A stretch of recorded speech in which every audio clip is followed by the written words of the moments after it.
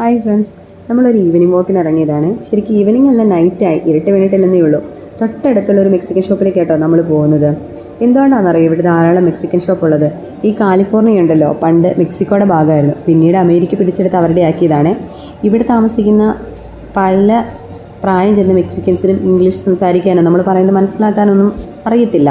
അവരിപ്പോഴും അവരുടെ സ്പാനിഷൊക്കെ തന്നെയാണ് കേട്ടോ സംസാരിക്കുന്നത്. ഇത് കണ്ടോ, ഫുട്ബോളിൻ്റെ ഷേപ്പിലുള്ള ബണ്ണ്. ഈ കാണുന്നതാണ് ടോർട്ടില. ഞാൻ എൻ്റെ നേരത്തെയുള്ളൊരു വ്ളോഗിൽ പറഞ്ഞിട്ടുണ്ടായിരുന്നേ, വീറ്റും മൈദയൊക്കെ വെച്ചിട്ടുണ്ടാകുന്ന ചപ്പാത്തി പോലുള്ളൊരു ടോർട്ടിലയെക്കുറിച്ച്. ഇത് മെയിനായിട്ട് മെക്സിക്കൻസ് അവരുടെ തനത് വിഭവമായിട്ടുള്ള ടാക്കോസ് ഉണ്ടാക്കാനായിട്ട് ഉപയോഗിക്കുന്നത്. ടാക്കോസ് എന്ന് പറഞ്ഞാൽ ഫിഷും മീറ്റൊക്കെ ഫില്ല് ചെയ്തിട്ടുള്ള ഒരു റോള്. ഈ കാണുന്നതാണ് അമേരിക്കയിലെ മലബാർ മിഠായി.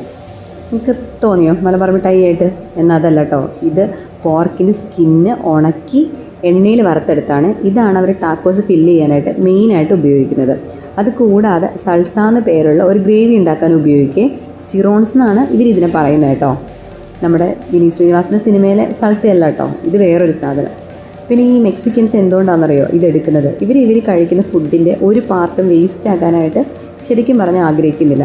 അതുകൊണ്ടാണ് ഈ പോർക്കിൻ്റെ സ്കിന്ന് പോലും കളയാതെ ഇവർ ചിപ്സ് പോലെയാക്കി എടുക്കുന്നത്. നമ്മുടെ കൊണ്ടാട്ടോ അല്ലെങ്കിൽ നമ്മുടെ കായ വറുത്തതോ ചക്ക വറുത്തതൊക്കെ പോലെയുള്ളൊരു ചിപ്സാണ് ഇവർക്ക് ഇതും. പിന്നെ ഇവിടെയുള്ള ഈ മെക്സിക്കൻസിന് ഇംഗ്ലീഷുകാരെക്കാളും കൂടുതൽ നമ്മളോട് സ്നേഹമുണ്ട് കേട്ടോ. അവർ നമ്മളോട് സംസാരിക്കുമ്പോഴും ഇടപഴകുമ്പോഴൊക്കെ നമുക്കത് ഫീലും ചെയ്യും. അവരുടെ കുഞ്ഞുങ്ങളാണെങ്കിലും നമ്മുടെ കുഞ്ഞുങ്ങളുടെ കൂടെ കളിക്കാൻ നല്ല ഉത്സാഹമുള്ളവരാണ്.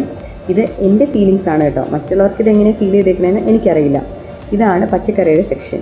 ഇത് കണ്ടു കഴിഞ്ഞാൽ നമുക്ക് ഭയങ്കര സന്തോഷം തോന്നില്ലേ? ഇപ്പോൾ പച്ചക്കറിത്തോട്ടത്തിൽ നിന്ന് പറിച്ചുകൊണ്ടെന്ന് എല്ലാം അടുക്കി വെച്ച പോലെ.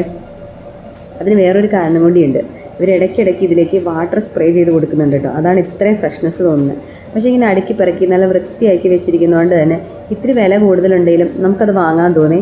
നമ്മൾ പലരും അങ്ങനെയൊക്കെ തന്നെയല്ലേ, നല്ല നീറ്റായിട്ടും വൃത്തിയായിട്ടൊക്കെ ഇരിക്കണ കാണുമ്പം നമുക്കത് വാങ്ങാൻ തോന്നാറില്ലേ?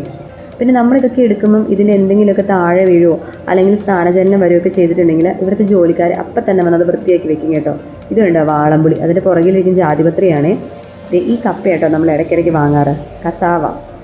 ഇനി കാണുന്നതെല്ലാം സാലഡിൻ്റെ സെക്ഷനാണ് കേട്ടോ. പല നിറത്തിലും പല രൂപത്തിലും പല ടേസ്റ്റിലുള്ള സാലഡ്സ് ഉണ്ട്, ഒരുപാടുണ്ട്. ഞാൻ വിചാരിക്കാറുണ്ട് ഇതൊക്കെ വിറ്റ് പോകാറുണ്ടോയെന്ന്. വിറ്റ് പോകുമായിരിക്കും അല്ലേ? ഈ കാണുന്നത് എന്താണെന്ന് എനിക്ക് യാതൊരു ഐഡിയ ഇല്ല കേട്ടോ. ഇവരെ കൂടാതെ മാതാവും ഈശോയും ഔസേപ്പിതാവും പുണ്യാളന്മാരൊക്കെ സ്ഥാനം പിടിച്ചിട്ടുണ്ട്. അവർക്ക് കൂട്ടായിട്ട് കുറേ മൃഗങ്ങളും. അവിടെ ഒരു കുഞ്ഞു മാതാവിനെ കണ്ടോ, കൂട്ടായിട്ടൊരു ആനയും. ഇത് ഭംഗിയല്ലേ? അപ്പോൾ എൻ്റെ ഇന്നത്തെ ഷോപ്പിംഗ് വിശേഷം നിങ്ങൾക്ക് ഇഷ്ടമായെങ്കിൽ തീർച്ചയായിട്ടും എന്നെ സപ്പോർട്ട് ചെയ്യണം കേട്ടോ. ഇതുപോലെയുള്ള വിശേഷങ്ങളുമായിട്ട് ഇനി ഞാൻ വീണ്ടും വരാവേ. അപ്പോൾ അതുവരേക്കും എല്ലാവർക്കും ബൈ ബൈ.